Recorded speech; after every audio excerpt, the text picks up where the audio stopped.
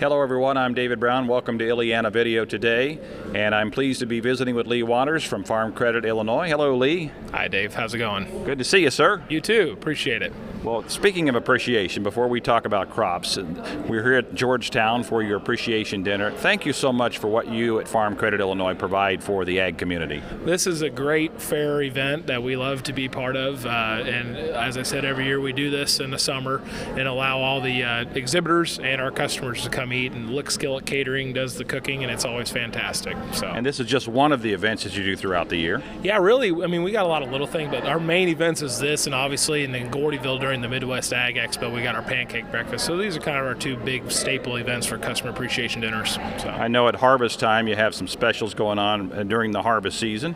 Yeah, as harvest rolls around here eventually, we do Meals in the Field during Ag Safety Week, where we draw some names, and throughout the week we go out and visit a client, and we bring food out, take a break during harvest, and usually talk about farm safety. Somebody from Carl usually will come, like Amy Rademacher from with Ag Safety will come and go through some of that stuff with them. And we also do our elevator feeds, where we'll bring our Farm Credit Grill out to some select elevators throughout the counties, and cook pork burgers or pork chops or something, and hand them out at the elevator. So that's always fun too. Again, it's a great way to give back. Yeah, I agree. Yeah, it's a good way to see people and to let them know we care, and we appreciate their business. Well, I know your specialty is crop insurance, so let's talk about the crops right now.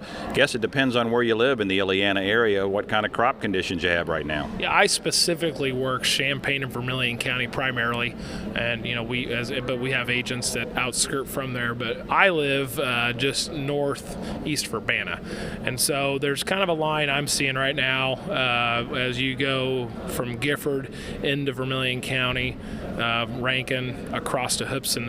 It's pretty tough. It gets worse as you go east, I think.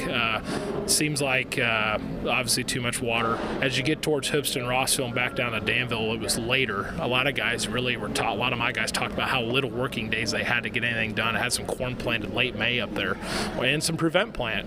As you come down 49 to Hope, Potomac, same thing, just late, way too much rain. And then that corridor from like Urbana, you can take it to Indianapolis, Indiana on June 7th, I believe. That's 6 to 8 inch rain event right on the interstate of all places too. Way too much water. Now, when you get away from those areas, southern Champaign County, I call it the Unity School District area. Sonoras, Ivesdale, Philo looks very good, tremendous actually. And as you creep into Vermilion County, also Homer, and then get on over to Vance Township, that area is pretty respectable. I think guys, they don't want to talk about it, but I think it looks great. But then as you come across the county on the southern end, right where we're sitting here in Georgetown, guys got in fairly good, but it was just a lot of guys around here with the ground they got. They're doing a lot of side dressing of nitrogen, and a lot of guys I talked to tonight didn't get any nitrogen on until very late. So a lot of corn was delayed, a lot of uneven corn, but and then as the same thing, some prevent plant beans. But the worst areas, especially you go north, Watsika, Kankakee is a mess. And south of I-70, just a general description, south of I-70 in Illinois is pretty bad, prevent plant. Do you have an idea of how much didn't even get planted?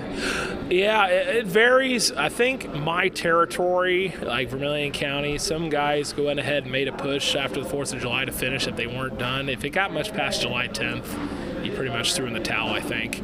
I'd say there's a pretty decent chunk of it up on, as I said, from Rankin to Hoopston, down to Rossville to Potomac, that little stretch of Vermilion County. There's a little chunk of prevent plant up there. I couldn't really put a number of acres on it, but I bet it's in the thousands or so, maybe 1,000, 2,000, that'd be a guess.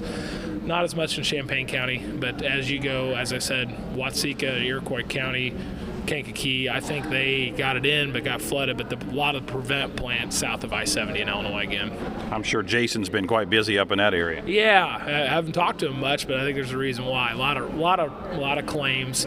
Actually, I had a lot of replant claims put in, but a lot of them were withdrawn because they were able to get it done. Or guys did it and then it rained again and it didn't come up. Maybe they did it twice. I know on our own personal farm, we farm south of Schaff Implement, and we replanted a field twice. It was about July 7th, before we got it finished. So. I don't think we're really going to know until we get in that combine what the yields are really going to be like. Yeah, especially corn. Corn's the one that's going to be really hard to figure out because from the road, obviously, unless you got a drone or a helicopter in it, there's places that look pretty good.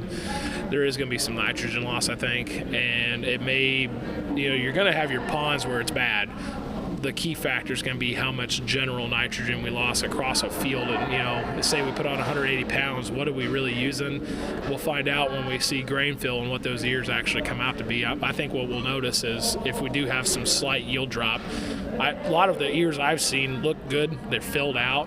Kernel size and test weight are what will be the surprise factor. If we have a little bit of a yield drag, I think is where it'll come from. It's interesting you brought up the nitrogen impact because a lot of producers were dealing with that early on.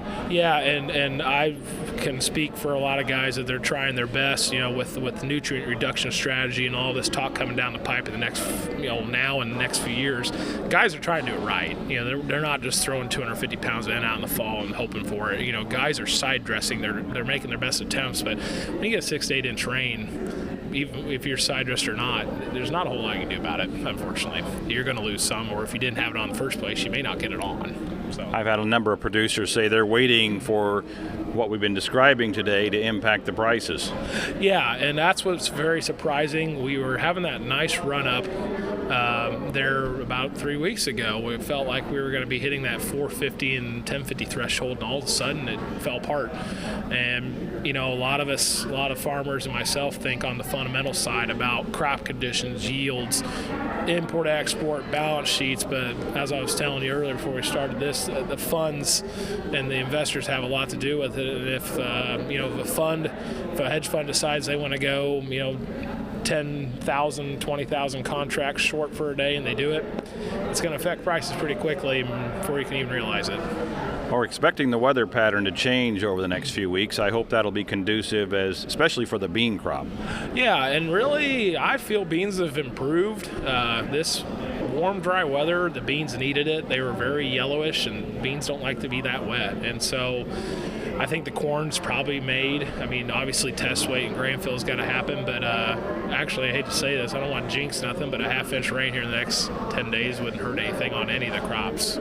But it'll be interesting to see going into the fall. I have a bad feeling that the price tracking we're in, unless we see something on this August 12th report or a September report, it might be a post-harvest thing until they know exactly what we got, until we see some changes.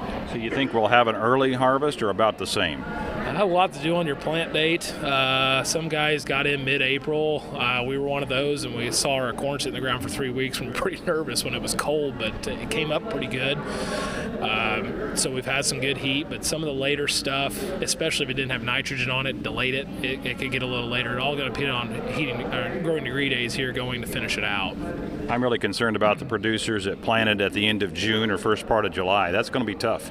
On soybeans especially, they were good conditions to get them up, though. So, if you think about like double cropping in this area, usually sometimes when you're planting double crop beans in front of wheat, there's no rain to even get them out of the ground. So the guys got them up. Mm-hmm. And so if we can not get an early frost, if we get 30 bushel beans out of it, it's respectable. You got to look at it that way, I guess. It's not 60, but if you get something out of it, depends how late and how early the frost is and how much rain we had to fill them out. So.